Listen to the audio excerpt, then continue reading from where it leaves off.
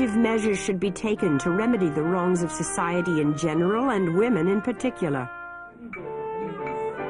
I stirred myself as well as the rest of the party to do and dare anything.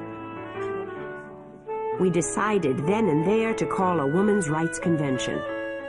We hold these truths to be self-evident, that all men and women are created equal. The history of mankind is a history of repeated injuries of man. It is the duty of women to secure their sacred right to elective franchise. The women folks have just passed a sort of Bill of Rights. Shocking and unnatural monstrous injury to all mankind.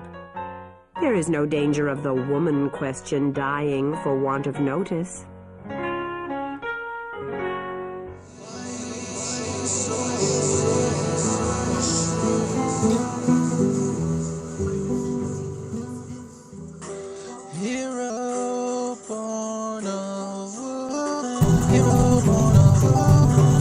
Crush the serpent with your heel. Crush the serpent with your heel. Crush the serpent with your heel. Crush the serpent with your heel. Crush the serpent with your heel. Crush the serpent. Crush the serpent with your heel. Crush the serpent with your heel. Crush the serpent with your heel. Crush the serpent. Welcome to Pioneers of American Socialism. Is there a shadow of justice to be seen in the fate which has befallen them? Is a young woman not a piece of merchandise offered for sale to whoever wants to negotiate her acquisition and exclusive ownership? Is not the consent she gives to the marriage bond derisory and enforced upon her by the tyranny of all the prejudices which have beset her since childhood? People try to persuade her that her chains are merely garlands of flowers, but can she really be under any illusion about her degradation, even in regions bloated with philosophy like England, where a man has the right to lead his wife to market with a rope around her neck and sell her, like a beast of burden, to anybody who can pay his price? Our public opinion on this point can hardly claim to be more advanced than in those crude times when the Council of Macon, true Council of Vandals, deliberated the question of whether women had souls, and decided in the affirmative by a majority of only 3 votes. English legislation, so praised by the moralists, accords men several rights which are equally dishonorable to the sex, such as the husband's right to demand financial compensation from his wife's acknowledged lover. The form this slavery takes in France is less crude, but it is basically the same. Here, as everywhere else, we see young women languishing, falling ill and dying for want of a union which nature imperiously commands and which prejudice forbids, on pain of being branded immoral, before they have been legally sold. However uncommon such events may be, they happen frequently enough to attest to the enslavement of the weaker sex, a contempt for nature's wishes, and the absence of all justice where women are concerned. As a general proposition, social progress and changes of historical period are brought about as a result of the progress of women towards liberty, and the decline of social orders is brought about as a result of the diminution of the liberty of women. Other events influence these political vicissitudes, but there is no other cause which produces such rapid social progress or decline as a change in the condition of women. I have already said that the mere adoption of closed harems would soon return us to the period of barbarism, and the act of opening the harems would be sufficient to transform barbarism into civilization. To sum up, the extension of the privileges of women is the basic principle of all social progress. It is our globe's great misfortune that among the sovereigns of civilization there has never been a single friend to women, no prince who has treated women justly. Some have demonstrated gallantry, but there is a great difference between that and the impartiality of which I am about to give 2 illustrations. These might seem like seeds of disorder until their influence is understood. The first step towards impartiality in the treatment of women would be to grant them an age of amorous majority, to free them at a certain age from the humiliation of being offered for sale, and of being obliged to deprive themselves of men's company until some unknown man haggles over them and marries them. In my opinion, women ought to be declared emancipated or free at the age of 18, subject to appropriate rules governing the conduct of their love affairs. At the age of 18 a woman has been fully mature for 4 years, long enough, I think, for the men of the town or canton to have had time to think and to choose whether to take her or leave her. Given that men, following the law of the strongest, would prefer all girls to be denied sexual pleasure in order to reserve their virginity for the first boy who comes and bargains for her, ought one not to allocate some condition to those who finally do not have a taker? Should they not, after a few years, be put into circulation, authorized to provide for themselves as they like, legally to take lovers, and to do so without requiring permission? Those who have not found a husband in 4 years of exposure at balls and outings, high masses, and sermons, run a great risk of never finding one. The motives which have kept husbands away during the 4 years' trial will continue the same after that. And besides, if marriage is useful in civilization, it is proper that men should be stimulated to it by the fear of losing the youthful firstfruits of the women they leave untouched after their 18th birthday. It would be all the more sensible to take the part of girls who are neglected because they are usually the most beautiful and the most likely to have fine children. Very many beautiful women remain unattached because their beauty frightens men, who are scared of being cuckolded and turn marriage into a calculus of reason, jealousy, and avarice. This conjugal Machiavellianism ignores the most distinguished women, the ones most capable of managing a household. There is nothing more revolting than seeing the way these unfortunate girls are despised because they do not have money in their favor. Why on earth have their parents, who have got them on their hands, not decided to propose some reform of customs so prejudicious to the less wealthy families, as they are the most numerous and the ones most in need of protection? What would have been the danger of granting amorous liberty to women over the age of 18, and what benefits have we derived from the oppressive system of the philosophers? All they have done, with their canting system of education, which makes young ladies pretend not to care about love, is to organize universal cuckoldry. After that, no other system more in line with the intentions of nature could very well produce more cuckolds than we see today. And would it not be better, given that, to try an order which would be less oppressive and less degrading to women? Of course it would, because amorous liberty develops valuable qualities in the classes who most enjoy it: women of quality, high-class courtesans, and unmarried women of the petty bourgeoisie. One surprising thing is that women have always shown themselves superior to men when they have been able to develop their natural abilities on the throne, where their crown ensures that they are free to use them. It is common knowledge that out of 8 free, unmarried woman sovereigns, 7 have had glorious reigns.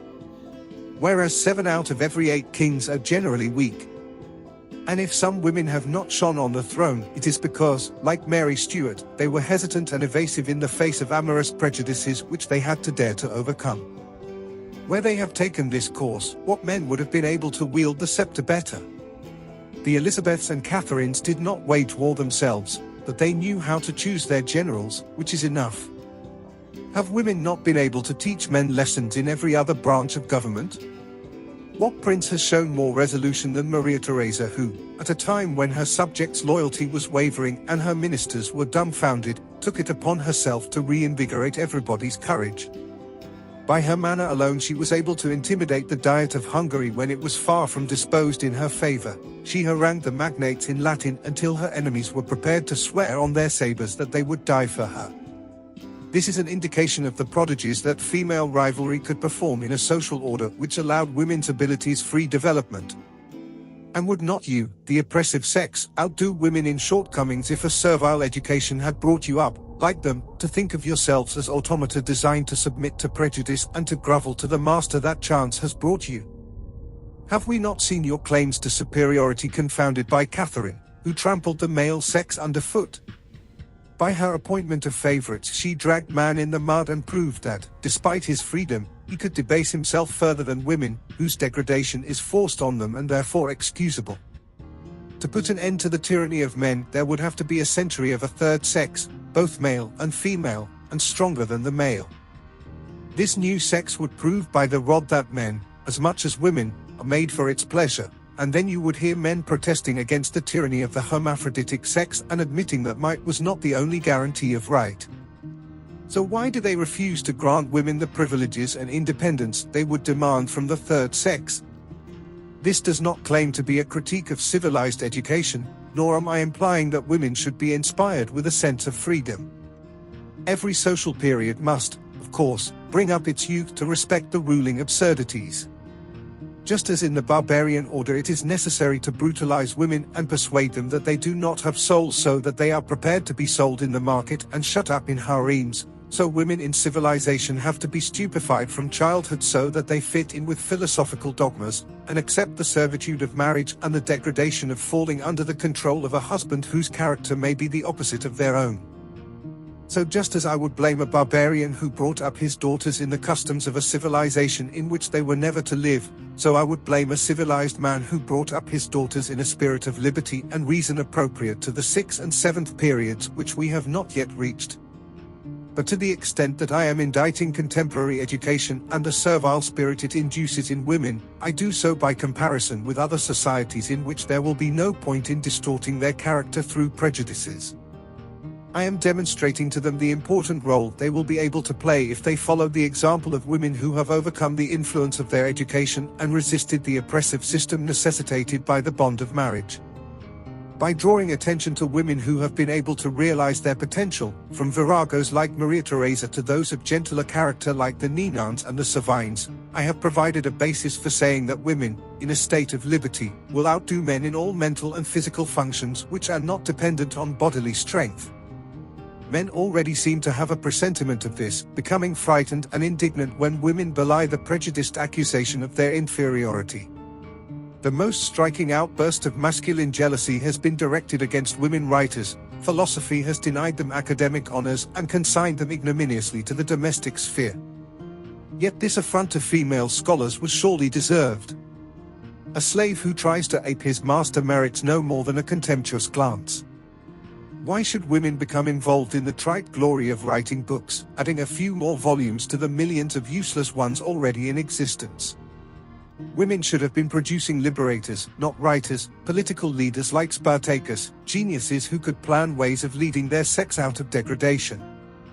It is women who suffer most under civilization, and it is women who should be attacking it. What kind of existence do they have today? They live in continual privation, even in industry, where men have taken over even the most meticulous work with the needle and the pen, while women struggle with heavy work on the land. Is it not a scandal to see strong men of 30 bent over a desk, or using their rough arms to carry cups of coffee, as if there were not enough women and children to attend to the delicate jobs in offices and households? What means of subsistence are available to women who have no money? The bedpost or their physical charms, if they have any. Yes, prostitution, naked or veiled, is their only means of support, and philosophy would seek to deny them even that. This is the abject condition they are reduced to by civilization and the conjugal slavery they have never even thought about attacking.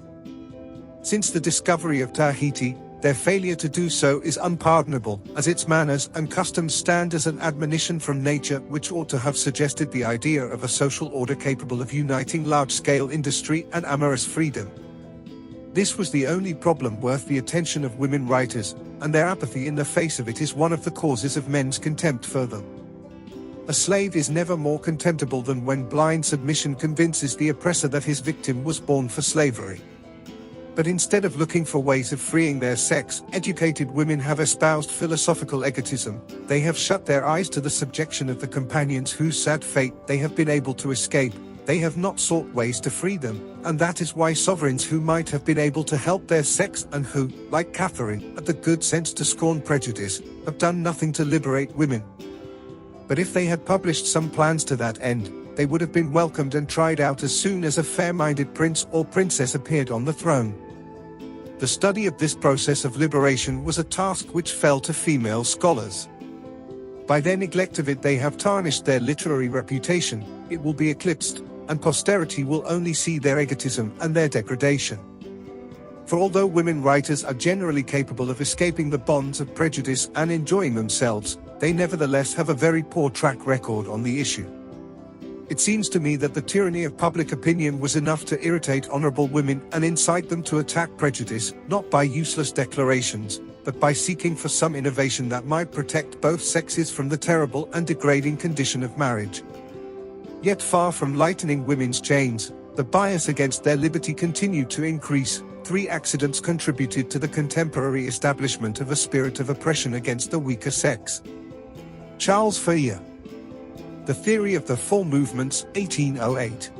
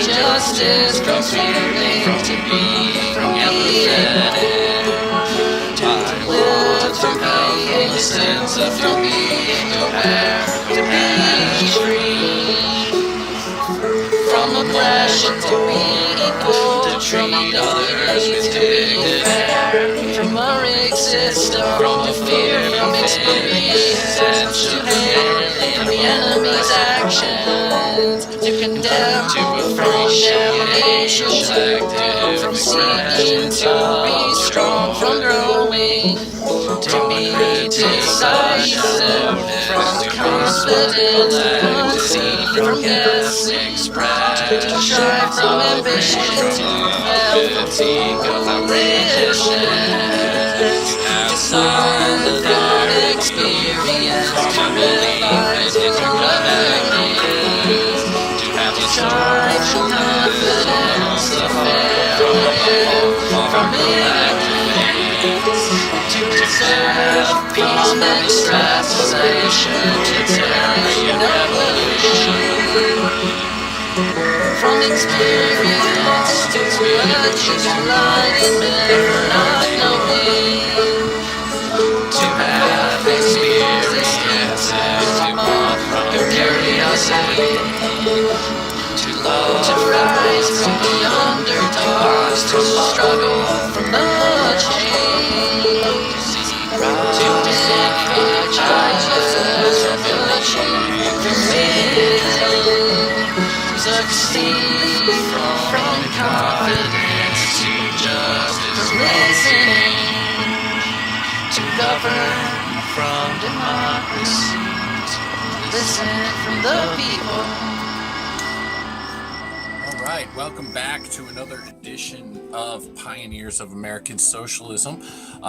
So you heard there from one of our favorite American socialist heroes, although he was not an American, he was a Frenchman, and the American Albert Brisbane from Batavia, New York, which maybe we'll go there later in the season and do a little on-location segment there in Batavia. But for now, we are talking about feminism, early feminism, and early socialists, American socialists, utopian socialists, participation in the feminist movement. And in fact, as some authors like Amy Hart, for example, argues, actually the feminist movement in the women's rights movement in the United States didn't start in Seneca Falls in 1848, but in fact started earlier, not just in Western New York, but in throughout the United States, in the utopian socialist movement. So we're going to talk first about two Fourierists. The first one is going to be Catherine Fish Stebbins. She married Giles Stebbins, who was also abolitionist and Fourierist. Had gone to Brook Farm and Northampton Association and wrote about that in his autobiography. Also later became involved in spiritualism and everything. But we're not going to focus on Giles today. We're going to focus on Catherine Stebbins, who is the daughter of Benjamin and Sarah Fish, who were founders of the Otis Bay phalanx, which we've talked about before. So we'll start by exploring the life of Catherine Fish Stebbins, who grew up early on in the Otis Bay phalanx. I got to see a memory book, autograph book that her sister had done that they have at the University of Rochester archives that has an autograph from John Anderson Collins and it's dated at the Otis Bay phalanx. So John Anderson Collins from the Skinny Alice community visited the Otis Bay phalanx, and her sister got his, I think she was a young girl at the time, got his autograph, and also Frederick Douglass is in there later in the book. But so we'll start by discussing Catherine Fish Stebbins, and then we will talk a little bit about Angela Le Petit Martin and her daughter Lily Martin Spencer, so Angelique Le Petit Martin was a Fourierist who was involved with the Trumbull phalanx. And then her daughter, Lily Martin Spencer, became a famous artist after that, although she did not make much money from her art. Unfortunately, she died poor, as a lot of people did at the time. Emily Dickinson died poor, didn't become famous until her poetry was published after her life, posthumously. So, and then finally, we will close by talking about Charlotte Perkins Gilman, who is a bit of a complicated figure, had some views that today we should reject. But again, we can't be obsessed with purity when we're looking for people that we want to identify with in the past, right? Values were different then than they are now in many ways.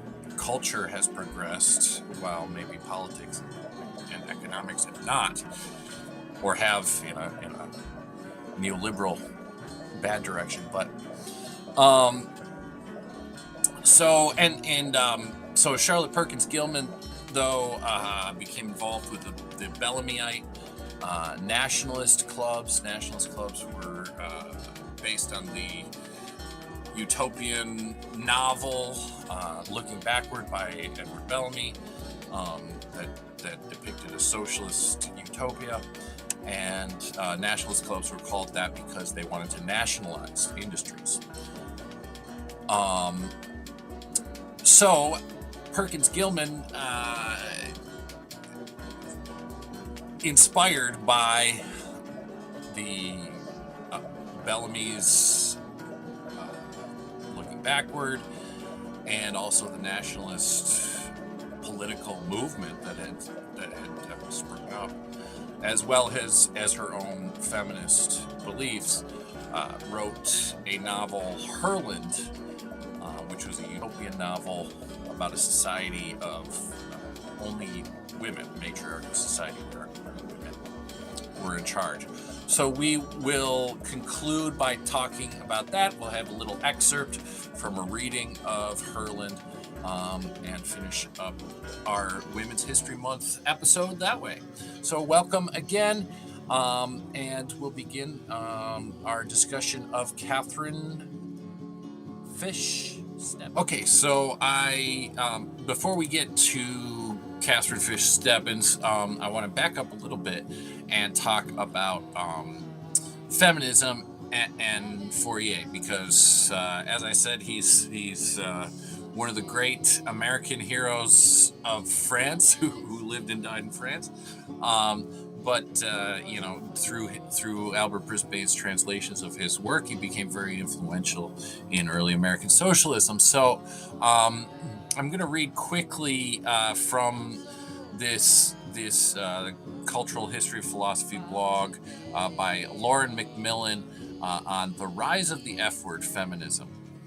So it was not until 1837 that the term feminism became associated with women's rights, when the French utopian socialist Charles Fourier coined the term féminisme. I don't know if that's the right feminisme. I don't know. I can't speak French.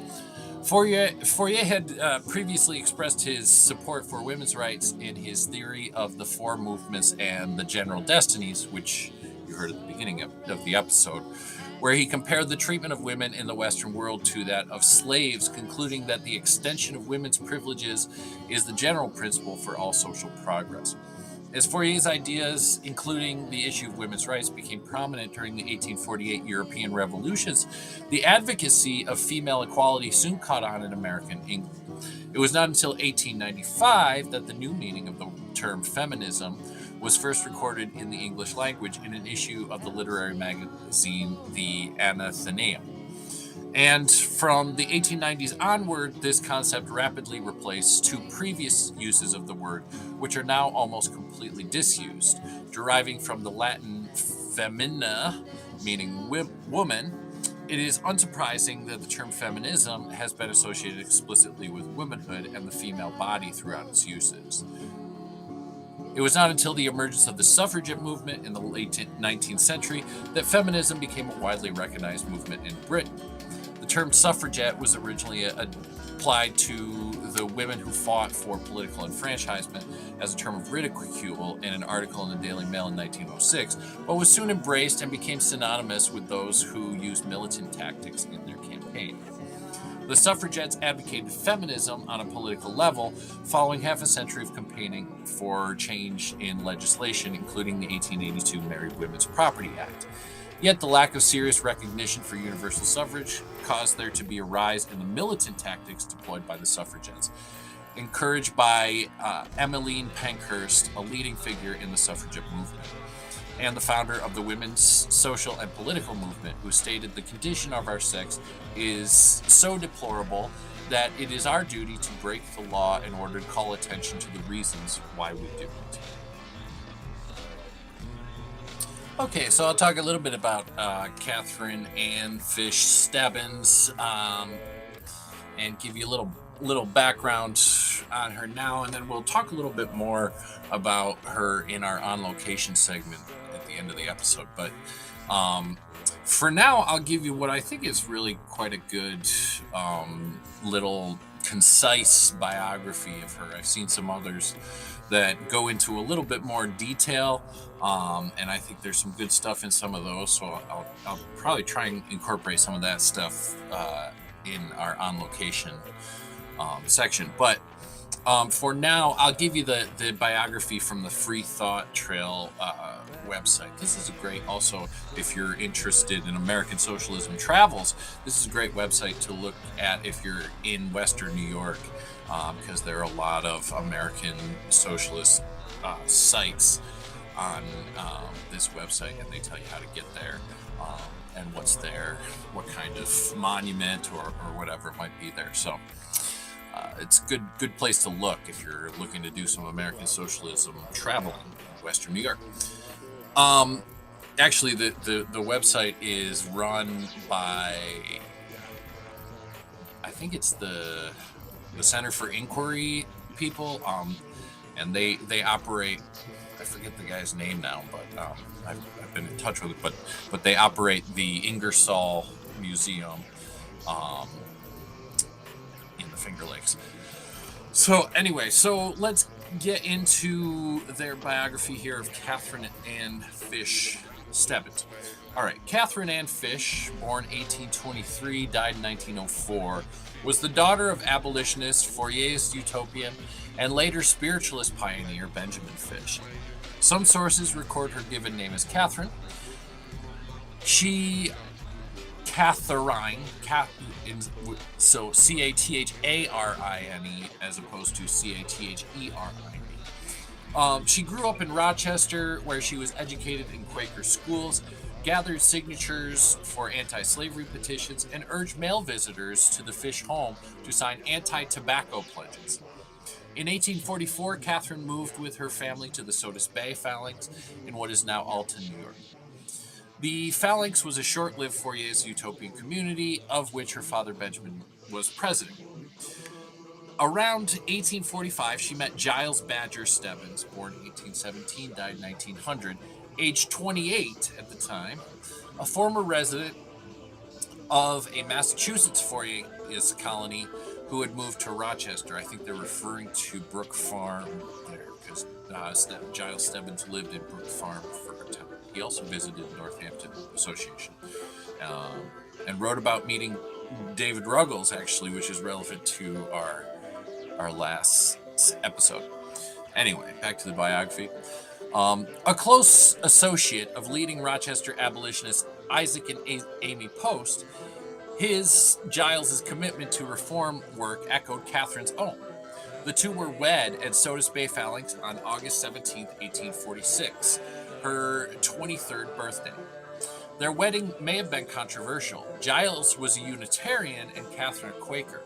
Some historians speculate that discord over this mixed marriage may have hastened the Phalanx's collapse and Benjamin Fish's departure from its leadership. But, in fact, the Phalanx had already collapsed by the wedding day, and Benjamin Fish had stepped down as its leader on April 17th, having wound down the Phalanx's tangled affairs. Holding the wedding there must have been a matter of sentiment for Catherine. Interesting. By December 1847, the Stebbins and Fish families had returned to Rochester. The Stebbinses organized a great anti-slavery meeting on behalf of the Western New York Anti-Slavery Society. Catherine became secretary of the Rochester Anti-Slavery Society. She and her husband took part in the Underground Railroad, collaborating with Frederick Douglass, Amy Post, and others in the area. In 1848, the Stebbinses and Benjamin Fish all fell under the spell of the fraudulent Fox sisters. Okay, that's a little editorializing. Taken in by their acts of apparent mediumship, which actually relied on the young women's ability to pop their toe joints against the floor, producing supposed spirit rappings. Okay, well, that's what they told Houdini. The Stebbins and Fish families were among the sisters' earliest champions. Soon their fame spread worldwide, launching the spiritualist movement. But the Stebbins and Fish families' commitments to reform remained firm. Catherine was also active for the cause of women's rights, and this is why she's important. 19th century practice was to use the singular woman's. Later practice was to use the plural women's. Interesting. She attended the famous Women's Rights Convention at Seneca Falls, held in the village's Wesleyan Chapel. There she was among the signers of its principal document, the Declaration of Sentiments. 2 weeks later, she served as one of the secretaries of a Rochester Women's Rights Convention inspired by the Seneca Falls event. Her mother, Sarah D. Fish, also delivered an address at that convention. In 1849, the Stebbinses moved to Detroit, Michigan. The couple traveled frequently, visiting West Central New York State and relocating as Giles's employment as an editor of reform periodicals required. In 1869, Catherine was a founding member of the National Women's Suffrage Association, formed by Susan B. Anthony, Elizabeth Cady Stanton, and Matilda Jocelyn Gage, as the more radical wing of the suffrage movement. Catherine served on the organization's executive board. Back in Michigan, she tried unsuccessfully to cast a vote in 1871 and 1872. Unlike Susan B. Anthony, she was not arrested for it. In 1876, she was a signer of the Women's Declaration of Rights, a protest document which Anthony read at the Philadelphia Centennial Exposition, the First World's Fair, on July 4th, 1876. In 1895, age 75, Catherine became an editor of Elizabeth Cady Stanton's Woman's Bible. She died in 1904 in an unknown location. She and her husband were buried in a family plot at Rochester's Mount Hope Cemetery, where we'll report from at the end of the show. The Stebbins plot is immediately adjacent to the family plot of Benjamin Fish. We'll show you those. All right, so that was Catherine Stebbins's a quick biography on Catherine Stebbins and her life. And now we'll move on to talking about some other Fourierist women who were active in women's rights and became sort of well known for being women's rights champions later on. But they had their start in the Trumbull phalanx. So those are the Martin family, Angelique Le Petit Martin and her daughter. Upon my knees, there was born upon my mind, from loftier regions, I believe, the declaration, "You are to speak for woman's ballot as a weapon of protection to her home." With her leadership at its peak, Willard moved to bring the suffrage issue into the fold of the WCTU.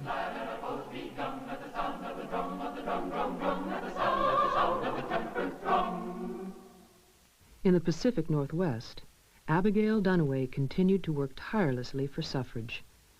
She introduced bill after bill in Oregon, but it was not until 1914 that she finally shepherded a suffrage amendment through the legislature.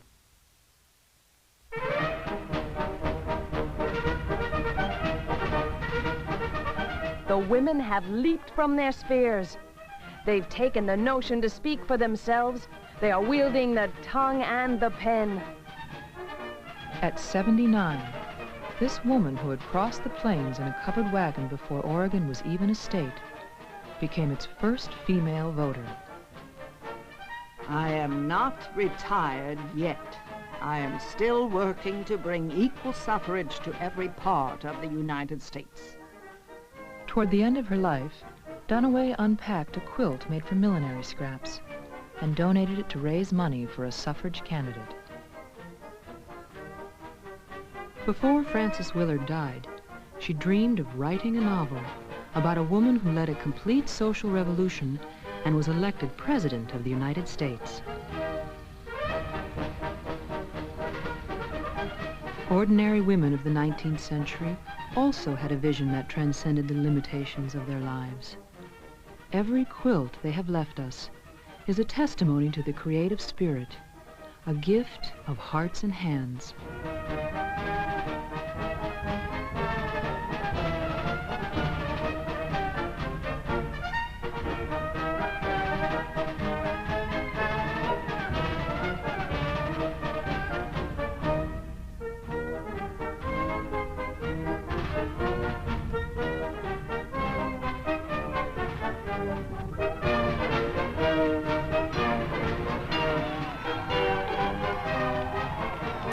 So that was a little clip from a 1987 educational film called Hearts and Hands, produced by Ferrero Films in San Francisco. That sort of takes a look at the role that women played and through the lens of textiles and quilting and textile making, manufacturing. Throughout history. So it talks about suffrage and everything like that. Now, that clip I just showed does mention Frances Willard, who was born in Churchville, New York, which is very close to me, near Rochester, New York. She was active in a lot of different endeavors. Here, I'll read quickly from a Leslie Hammond piece from Heroes of the Faith, Christians for Social Actions. So Willard, as you saw in the documentary, was a member of the Women's Christians Temperance Union. But Willard addressed such causes as a living wage, an 8-hour day, courts of conciliation and arbitration, and improved policy toward Native Americans, abolition of prostitution, reform of civil service in prisons, and the thorny issue of women's suffrage. The latter cause had been a focus of Willard's since girlhood. In a journal entry written in 1856, a 17-year-old girl wrote of watching with her sister as their 21-year-old brother Oliver rode off in the family wagon with their father and the farm's hired hands to vote for Free Soiler candidate John C. Fremont in the presidential election.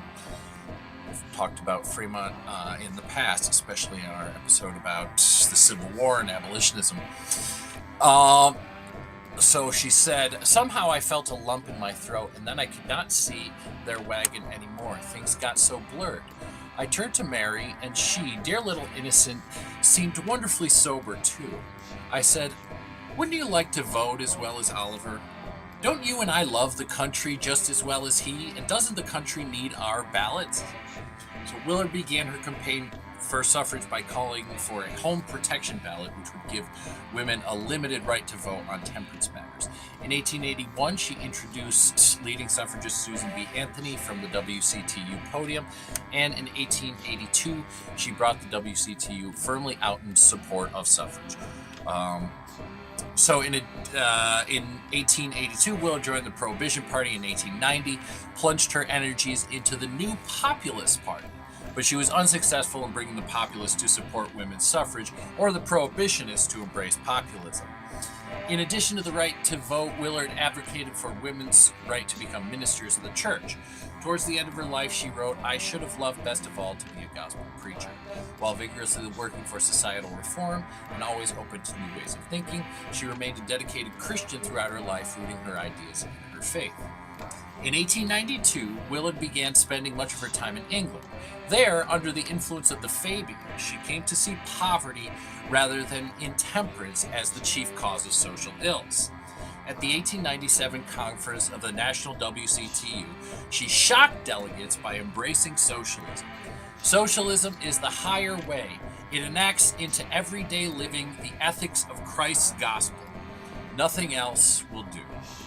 Willard, who remained unmarried all her life, died of influenza while visiting New York City in February 1893. Her position was with the WCTU largely eroded by her embrace of broader political causes, including Christian socialism. So again, this pops up over and over again, is that these leaders in these movements throughout American history embrace socialism, and this has been written out of our history, right? Okay, so my reasoning for playing that documentary Hearts and Hands is that it focuses on the creative work of women, and in the next two segments we're going to be talking about just that creative endeavors of American socialist women. So we're going to talk about Lily Martin, the artist, but we're first going to talk about her mother, Angelique Le Petit-Martin, and her activities in the Trumbull Phalanx, and then we'll get to Charlotte Perkins Gilman, who was, I don't know if you call her a socialist, but she definitely embraced certain Bellamy socialist ideas. So we'll talk about her and her feminist utopian novel. So I'm going to go ahead and read now from Amy Hart's Fourier's Communities of Reform on Angelique Martin's feminism. And then we'll also read some of what Hart has to say about Angelique's daughter, Lily. All right, so though she never took a leading role in planning suffrage conventions or lecturing publicly, Martin developed an approach to the women's rights movement that included a firm rejection of the so-called cult of true womanhood. In his writings, Charles Fourier especially rejected this model of womanhood, arguing that women's labor should not go unrecognized within the home, but should be compensated, and even more radical, that women should experience equal employment and educational opportunities as men. These positions, adopted by American Fouriers to varying degrees, may explain Angelique Martin's attraction to the Fourier's community model in the mid-1840s, when she became aware of a Fourier's community located near the Martin family's farm in Marietta, Ohio. Unlike the communal experiment that had originally piqued Martin's interest, Trumbull Phalanx offered leadership opportunities to women within the community, including the organizing of work groups and voting rights. Though they were not founding members of the Trumbull Phalanx, records indicate that Angelique and Giles Martin began living there in 1846. Angelique Martin saw her communitarian aspirations as tied to a larger web of reform movements she pursued, both before and after her stay at Trumbull Phalanx. Throughout the 1840s and 50s, Angelique maintained correspondence with women's rights and labor rights activists, including Sarah Bagley, Amelia Bloomer, Frances Dana Gage, and Lucretia Mott. Martin contributed to The Lily, a magazine edited by women and created to advocate temperance, which later explained its scope to address women's issues more broadly. Sold copies of Sarah Bagley's factory tracts, pamphlets describing women's labor conditions in factories, and distributed petitions supporting women's rights in her community. Instead of viewing communitarianism as an alternative approach to social reform or a distinct and isolated movement, Martin saw communal living as complementary to her other reform efforts. Martin's correspondence with fellow female reformers reveals that they discussed and shared organizational tactics and advice on furthering their social reform causes.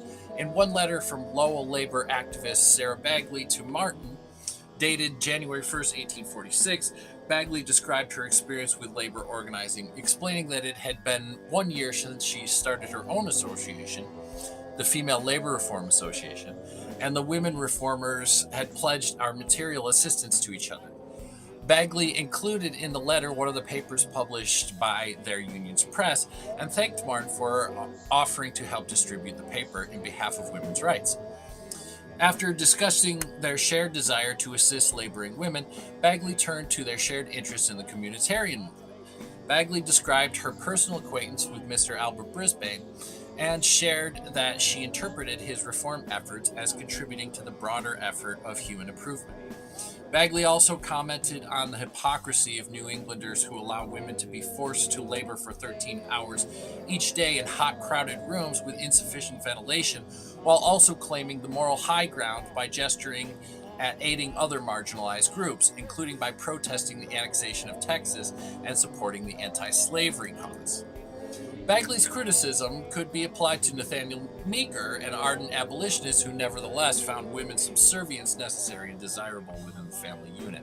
Meeker was another member of the Trumbull Phalanx who later tried to form Union Colony in Colorado, also known as Greeley, Colorado.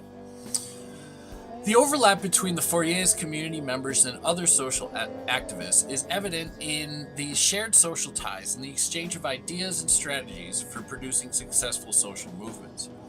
As Sarah Bagley discussed with Angelique Martin, gaining support for the Lowell workers' movement had required procuring a printing press of their own and actively seeking financial support from donors.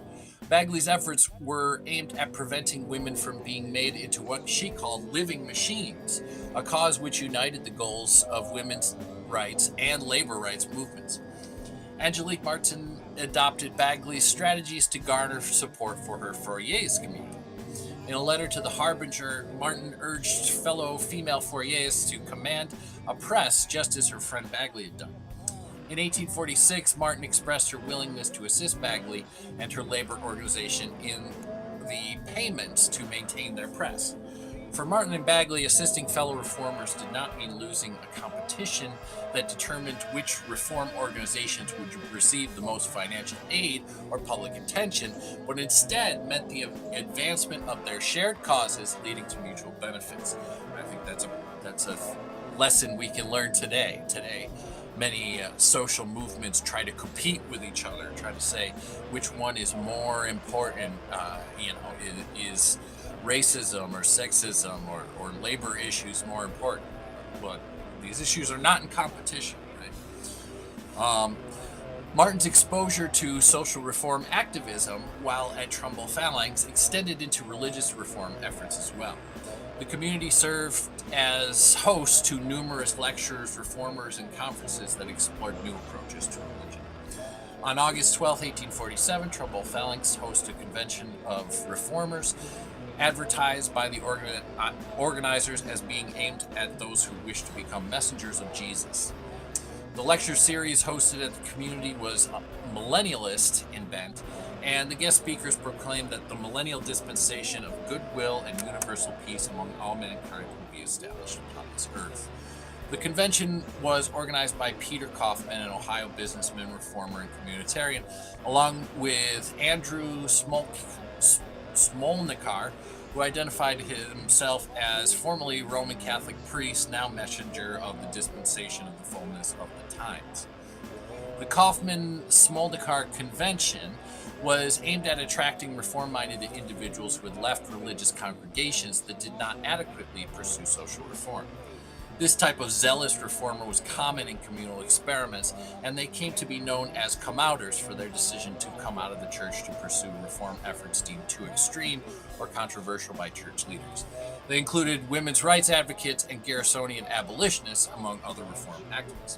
As Smolnikar wrote to Kaufman before the conference, ladies now step forward to be Christ's messengers, while preachers neglect their duty.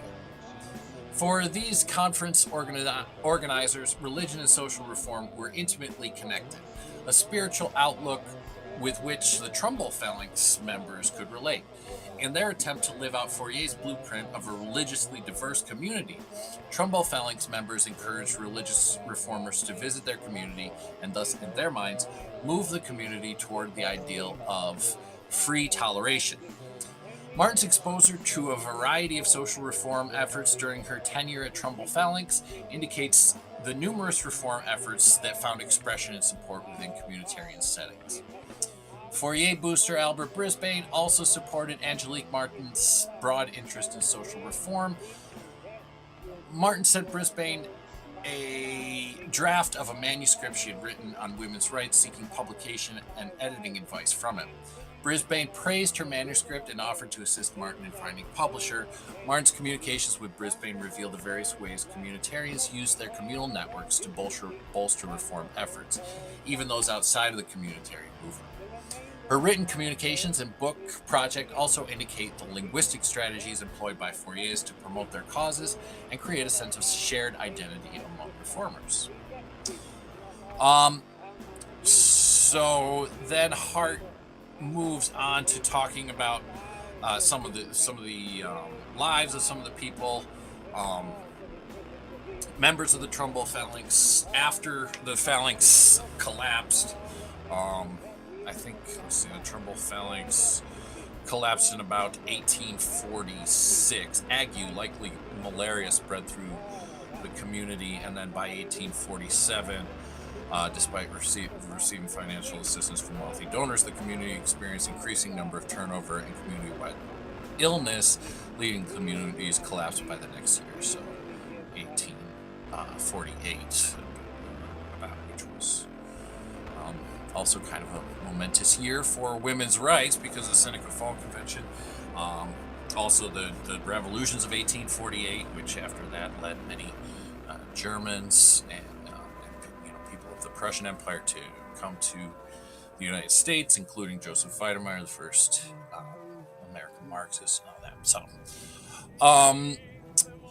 So then after she talks about Meeker a little bit, who like I said went to Colorado to form the Union Colony, and then ended up as Hart says, at the White River Reservation, his convictions regarding civilized labor led him to attempt to strip Utes of their livelihood and culture. Meeker's personal convictions and approach to social reform competed with those of other Fourier's reformers, most notably Angelique Martin. Meeker, his efforts to convert the Utes to farming people ended up in his death. The Utes came and killed him and his family. Martin continued to pursue, so back to Angelique. So Martin continued to pursue reform efforts following the dissolution of Trumbull Phalanx, particularly in the areas of women's rights and abolition. Her moderate approach to reform often put her at odds with some more radical reformers. She advocated for the immediate abolition of slavery and for women to take public leadership roles in the anti-slavery cause, all issues supported by William Lloyd Garrison and his fellow radical abolitionists.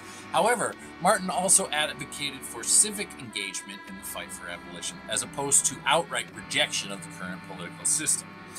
This perspective aligned Martin with the moderate wing of abolitionist organizers. In a letter to abolitionist Wendell Phillips in 1854, Martin reprimanded Phillips for neglecting his duty to remain politically engaged in the abolitionist cause. urging him to continue working with the federal government despite his frustrations. Martin argued that the institution of slavery was inconsistent with the principles expressed in the United States Constitution, which rejected the omnipotent power of kings. Then, turning her argument towards women's unequal social status across the nation, Martin argued that even those white men who were not slaveholders were still guilty of being themselves kings at home and disenfranchising one half of the nation, that is, your mothers, sisters, wives, and daughters. There we go. Again, the suffrage issue comes back.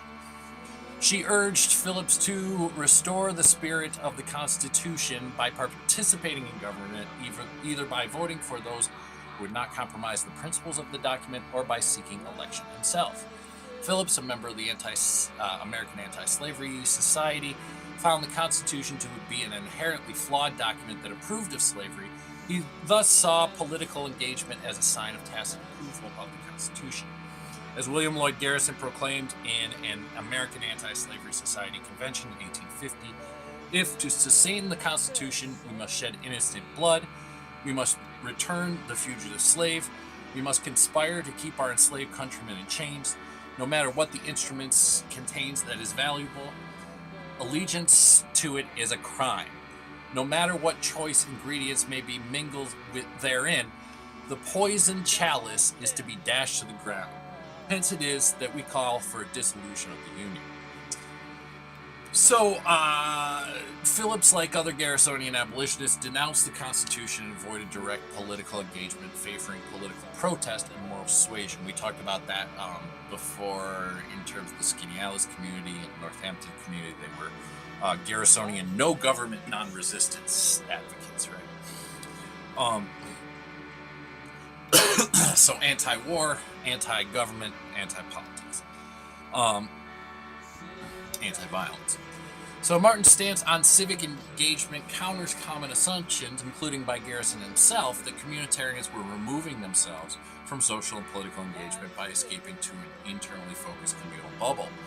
Instead, Martin actually advocated more formal political engagement than some non-communitarian abolitionists. While Martin rejected radical abolitionists' stance on political non-participation, she agreed with their stance on women's rights.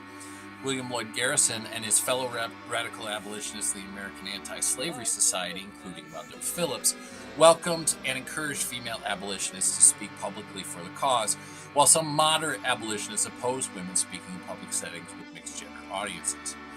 Martin's views indicate the numerous and competing approaches to abolitionism and women's rights emerging in the 1840s, and the difficulty faced by historians in sorting individuals into one school of thought on both issues. So then she talks about that Martin steered her correspondence with other reformers towards women's rights. She talked to Sarah Bagley, which we talked about before, continued to keep in touch with her as the Trumbull phalanx started to fail. In 1851, she published a manuscript of essays entitled Essays on Women's True Destiny, which offered her perspective on the cause of women's rights. She dedicated her book to Albert Brisbane and Horace Greeley, reformers who both actively supported the Fourierist movement and who also expressed support for the women's rights movement. All right, let's move on to her daughter now, where she talks about Lily Martin. Okay, so this section is called The Next Generation, Lily Martin Spencer's Social Activism Through Art.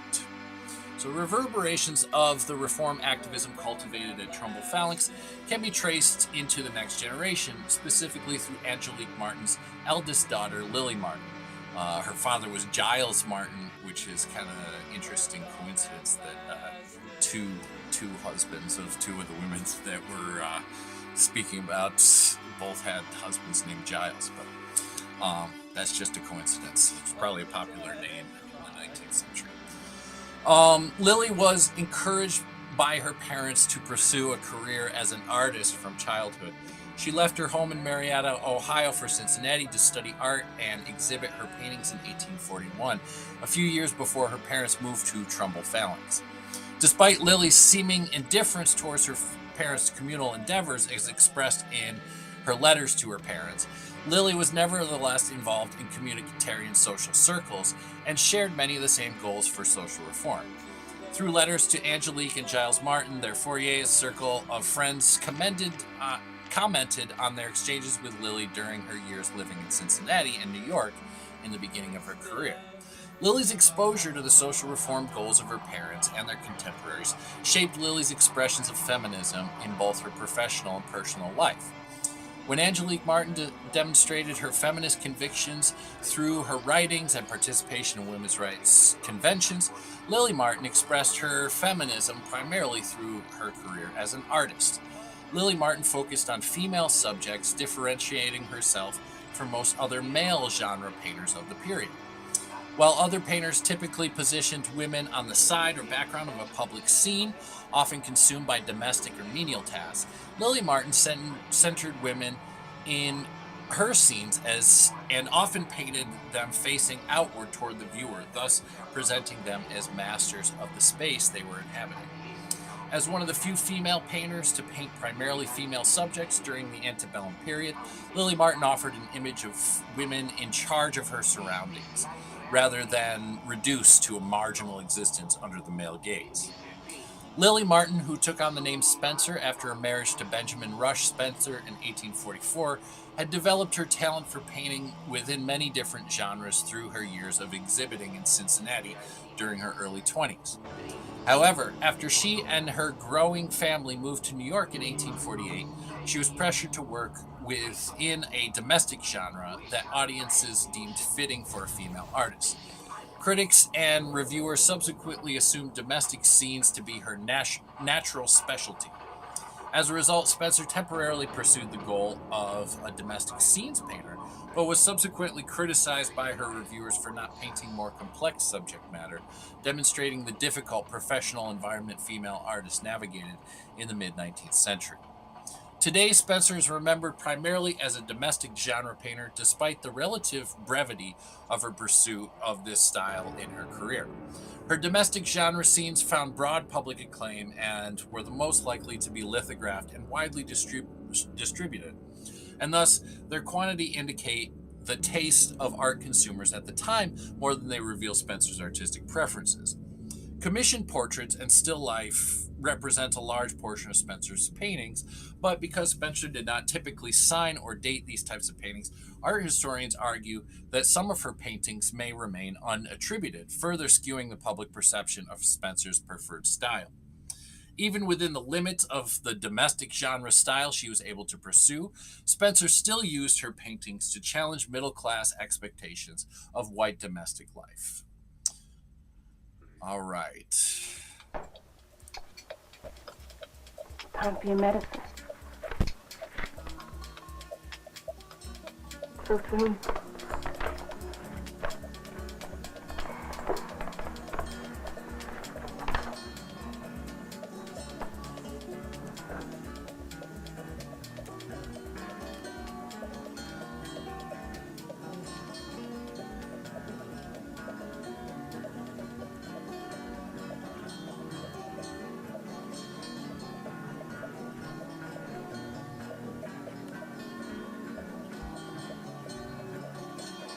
You see?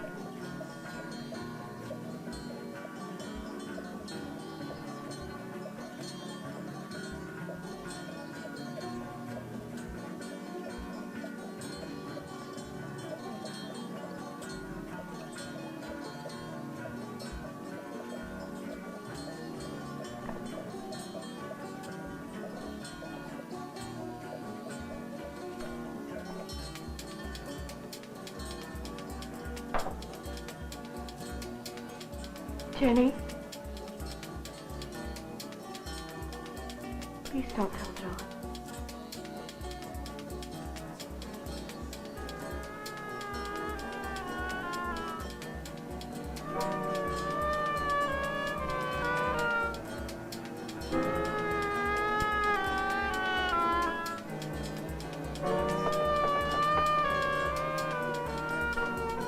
Someone. Please. Listen.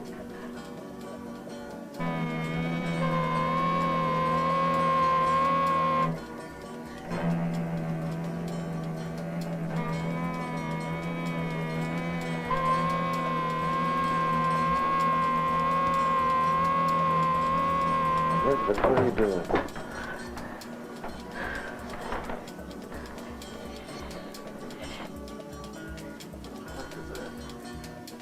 There's a woman in there. She's trapped. She calls to me.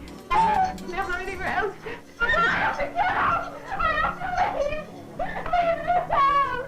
I can't stay here. I'm so frightened. You must help me. You must take me away from here. Help me. Please. Help me. Help me. I need you. I need you.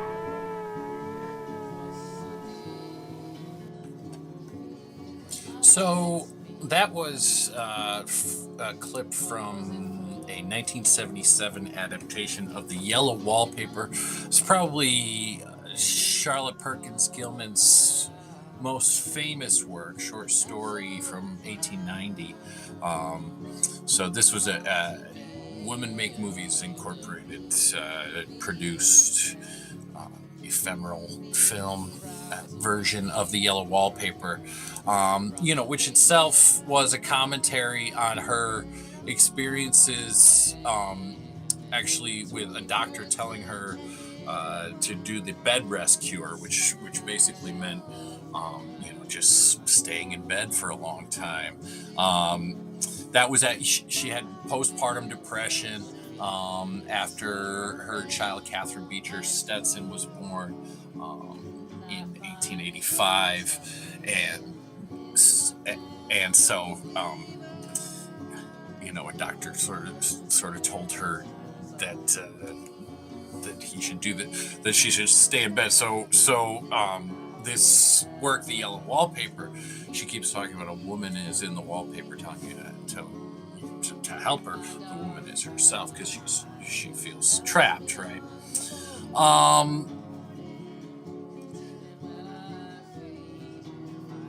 So here it says Perkins Gilman married Charles Stetson, 1884. Let's see. On April 18th, 1887, Gilman wrote in her diary that she was very sick with some brain disease, which brought suffering that cannot be felt by anybody else, to the point that her mind has given way.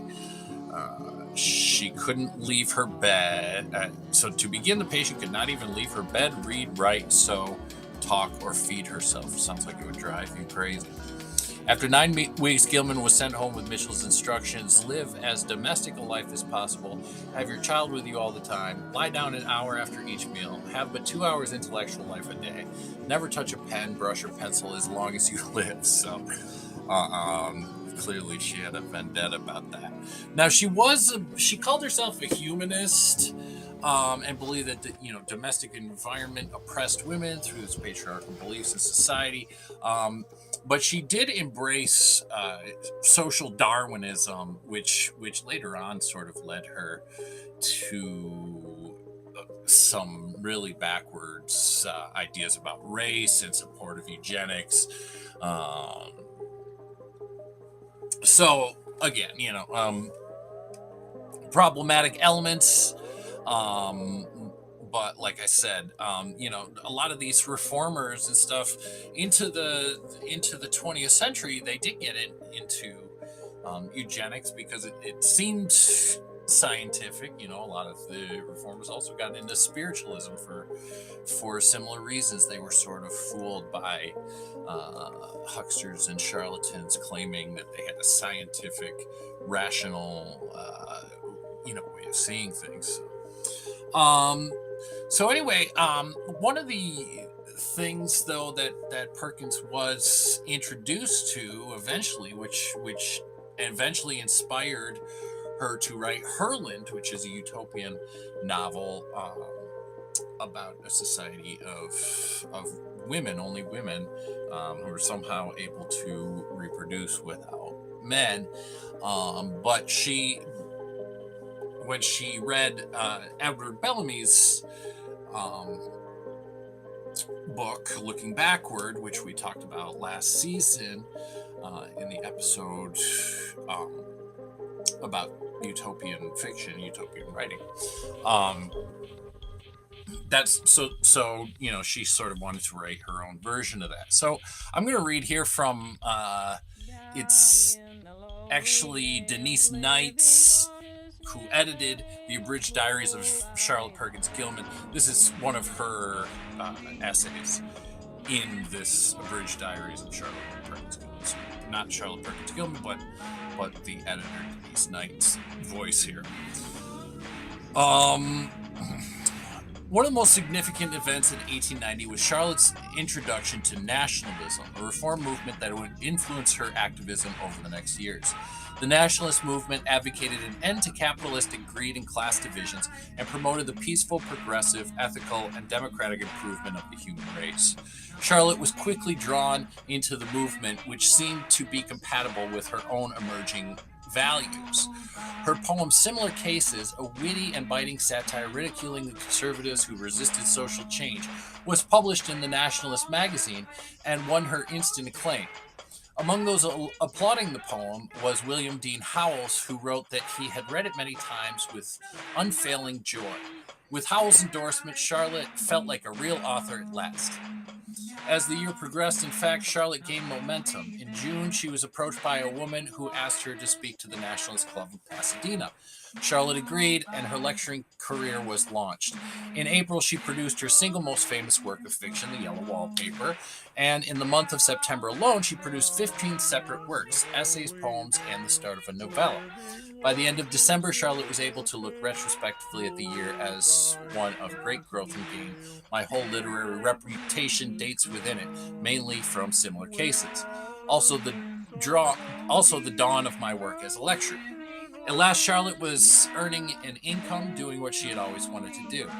In 1891, although her popularity as a writer and lecturer was increasing and her activism on behalf of the national movement was flourishing, Charlotte still experienced periods of depression, owing in part to the same sense of responsibility of various kinds. At other times, however, she seemed to be invigorated and thrilled by her success as a lecturer, even staying up late to engage in discussions with friends and acquaintances. On Sunday, February 8th, for example, she wrote Lecture to the First Nationalist Club in LA on nationalism and love. Great enthusiasm. Still up till 2:30 talking to Mary. She to me mostly. And then the next day, I'm kept up talking till 3 a.m. On February 21st, Charlotte was undoubtedly delighted when her uncle, the prominent Unitarian clergyman Edward Everett Hale, acknowledged her growing fame as she recorded his remark in her diary. "You are getting to be a famous woman, my dear." And the next day, following a lecture on nationalism and religion, graybeards come up afterwards to shake hands and pay their compliments. I rejoice in the respect of men, old men, from my sex's sake. So before we move on to our On Location segment, we'll return to the subject of Catherine Stebbins, and we'll talk about the Seneca Falls Convention and all that. We'll hear a clip from the LibriVox reading of Herland, Charlotte Perkins Gilman's utopian novel. So, by way of background, so the story is told from the perspective of Van Dyke Van Jennings, a sociology student who formed an expedition party along with two other friends, Terry and Jeff, to explore this area of uncharted land, rumored to be home to a society consisting of entirely women. They are outrun when they try and catch the women. So after they meet them, finally, they start to proceed more cautiously, and then this is the point in the book where they've been held captive, and they're telling the story of the history of what Jennings calls Herland, right? So we will pick up from the history of Herland and see how they got to the point where they were all preserved. And for years the older women had spent their time in the best teaching they were capable of, that they might leave to the little group of sisters and mothers all they possessed of skill and knowledge. There you have the start of Herland. One family, all descended from one mother. She lived to 100 years old, lived to see her 125 great-granddaughters born, lived as a queen priestess mother of them all, and died with a nobler pride and a fuller joy than perhaps any human soul has ever known. She alone had founded a new race. The first 5 daughters had grown up in an atmosphere of holy calm, of awed, watchful waiting, of breathless prayer. To them the longed-for motherhood was not only a personal joy, but a nation's hope. Their 25 daughters, in turn, with a stronger hope, a richer, wider outlook, with the devoted love and care of all the surviving population, grew up as a holy sisterhood, their whole ardent youth looking forward to their great office. And at last they were left alone. The white-haired first mother was gone, and this one family, 5 sisters, 25 first cousins, and 125 second cousins, began a new race. Here you have human beings, unquestionably, but what we were slow in understanding was how these ultra-women, inheriting only from women, had eliminated not only certain masculine characteristics, which of course we did not look for, but so much of what we had always thought essentially feminine. The tradition of men as guardians and protectors had quite died out. These stalwart virgins had no men to fear, and therefore no need of protection. As to wild beasts, there were none in their sheltered land. The power of mother love, that maternal instinct we so highly laud, was theirs, of course, raised to its highest power, and a sister love which, even while recognizing the actual relationship, we found it hard to credit. To return to the history. They began at once to plan, and built for their children, all the strength and intelligence of the whole of them devoted to that one thing. Each girl, of course, was reared in full knowledge of her crowning office, and they had, even then, very high ideas of the moulding powers of the mother, as well as those of education. Such high ideals as they had! Beauty, health, strength, intellect, goodness, for those they prayed and worked. They had no enemies. They themselves were all sisters and friends. The land was fair before them, and a great future began to form itself in their minds. The religion they had to begin with was much like that of old Greece, a number of gods and goddesses, but they lost all interest in deities of war and plunder, and gradually centered on their mother goddess altogether. Then, as they grew more intelligent, this had turned into a sort of maternal pantheism.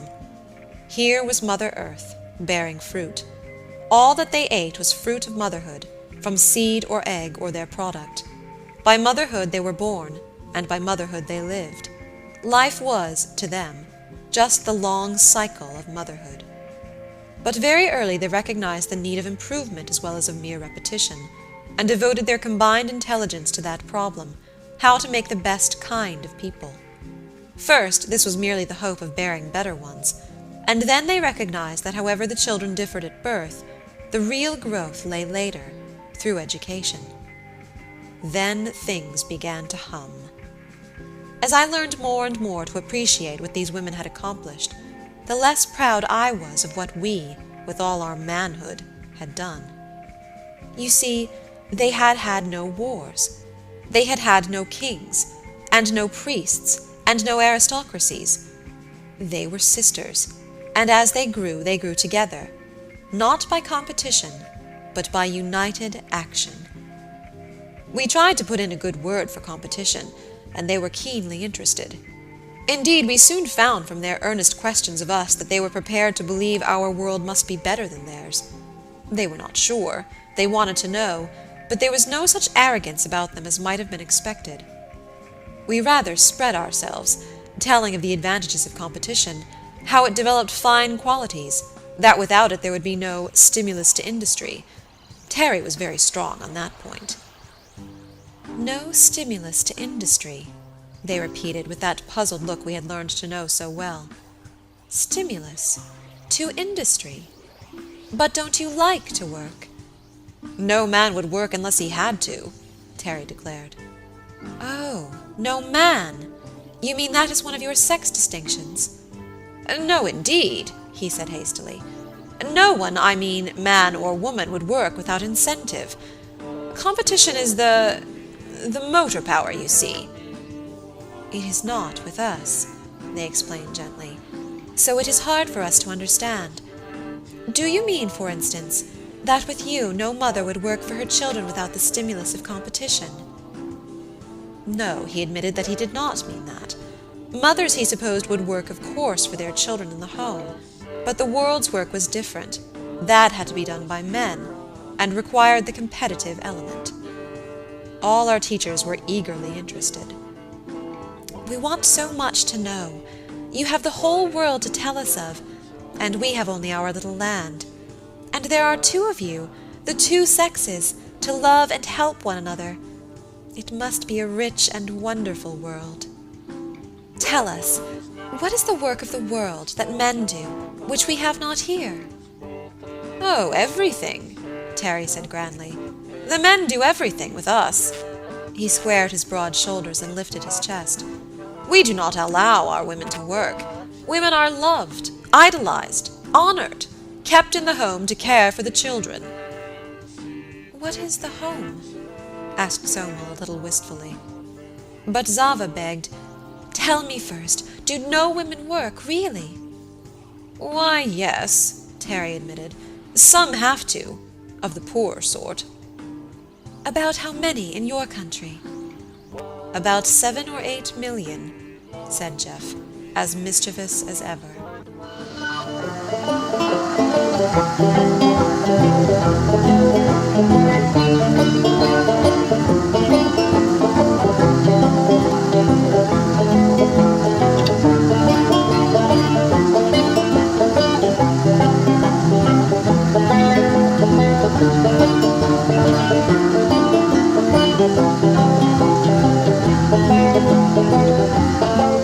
American Socialism travels on location. Hello, so we are here in Churchville, New York, at the birthplace of Frances Willard, temperance leader, also leader of the suffrage movement, brought the issue of suffrage to the Women's Christian Temperance Union, and also was a Christian socialist and advocated Christian socialism later in her life. She spoke to the Fabian Society in England and also joined the Knights of Labor, which was one of the first labor unions to allow women and blacks and different races of people in. You know, their slogan was, an injury to one is an injury to all. She also, became a Bellamyite and recommended Edward Bellamy's utopian socialist novel, Looking Backwards, to people, especially towards the end of her life. My hand is shaking a little bit. It's a little bit cold here, even though right now in Western New York we don't actually have any snow. So her especially towards the end of her life, she started to think that, maybe alcohol was not the number one issue for all, the number one cause of all of society's problems, but actually poverty was. And I was going to read a little letter that she wrote to the Knights of Labor on behalf of the Women's Christian Temperance Union, but unfortunately I wasn't able to do it while also filming. But basically the gist of that letter is that she applauds the efforts of the Knights of Labor and the labor movement, and sees the struggles very much as connected, the women's struggle and the labor struggle, as well as the anti-racist and the abolitionist struggles, the abolitionist struggle coming a little earlier. So she towards the end of her life, she ended up spending more time in England, and that's sort of where she came in contact with the Fabians. But like I said, prior to that, she had contact with the nationalist clubs and the Bellamyites too. So that's it for Frances Willard. We'll move on to talking about Catherine Fish Stebbins now. Okay, so I am here once again at Mount Hope Cemetery. I'm on the Fish family plot here, so I don't know if you can see. Let's go over. So here's Here, I'll switch it. Catherine Stebbins and Giles Stebbins, her husband, Catherine Fish Stebbins. I think they have the dates wrong on here. I don't think it was 1904 that he died. And then over here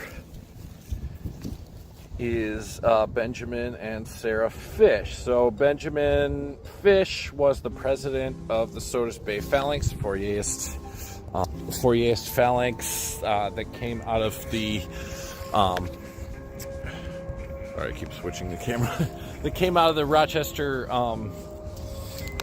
Fourier Society of the City of Rochester, along with Clarence C. Leland and some others. You know, as I said, Albert Brisbane himself was from Batavia, New York, which is probably about 30 miles from here. But Catherine was their daughter, and apparently she and Giles were married at the Sodus Bay Phalanx. I think by that time maybe the Phalanx had already failed. And Giles had lived at Brook Farm and had visited Northampton Association and settled eventually in the Sodus Bay Phalanx, which is where they met. Giles later on became a advocate of protectionism, and he wrote about economic protectionism. So he was against, free trade for tariffs and things like that, to support local business, local industry, domestic industry. But Catherine, as I said, is the only socialist signatory of the Seneca Falls Declaration of Sentiments that I am aware of, although there could be others. But as I said, she was at the Seneca Falls Convention in 1848. And then her mother, let's go back here. So she, the Seneca Falls Convention inspired her to organize the Rochester Anti-Slavery Society. And her mother, Sarah Fish, actually spoke at the Rochester, I think I said anti-slavery, Rochester Women's Suffrage Convention. So, all right. Okay, so I'm here in Seneca Falls, New York, at the site of the Seneca Falls Convention here. This was a Wesleyan chapel. You can see there the mural in the background. Across the street is Elizabeth Cady Stanton Park. As we walk over this way a little bit closer towards this mural that is dedicated to the Declaration of Sentiments. Again, here's the building, and this is a museum now dedicated to the history of women's rights. But this is the mural to the Declaration of Sentiments. You see Frederick Douglass there. Frederick Douglass was present, as well as Catherine Fish Stebbins, who we know met her husband Giles Stebbins at the Sodus Bay Phalanx, and was her parents, Benjamin and Sarah Fish, were Fourier socialists. And we just visited her grave in Mount Hope Cemetery. So that's it for now. We have no face to lose because he said we're no panacea. But I have seen more healings here than I've ever seen any place. I love you. Jesus Christ loves you. Come forth, my dear. Stand up. Take that step. Bless your heart. Take that step.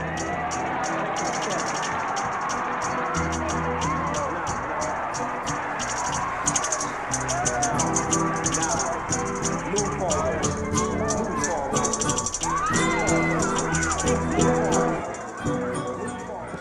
There's a man I dropped a bomb living on the streets. He is your Messiah. Still felt the one. I did the holy one. Anything but he asked for a quarter in the world's ministry. Didn't feel he asked for a quarter. No, I was. He asked for a stranger. He asked for a nickel in the valley of death. What time of day? He know what did I think that the sun don't shine. Whatever. when they bought that brand new car. And they bought those expensive drinks at the bar. I left $1 million daggers in my heart.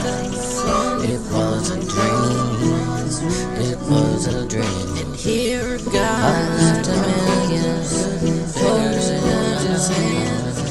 It was a dream, it was a dream. Here is God writing something on it, and the next year Santa Claus will bring freedom. I've got a drag all over the world there, a rough sign. I don't understand my idea with the thing that's gone right for mine. I don't protect it, I don't wanna know, I don't wanna go outside anyway, but I don't wanna breathe, I don't wanna be a copy or machine.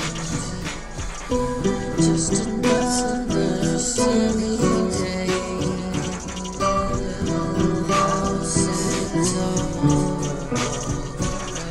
I left $1 million daggers in my heart. It was a dream, it was a dream. I left $1 million daggers in my heart. It was a dream. Let those skills that it has given cause prosperity and hope and change. Let it breathe until it rearranges a society. Let it grow already. Didn't know if you didn't believe so. You will have to listen to me. I read the word, I read those checks, and it's looking like it's as bad as so right now.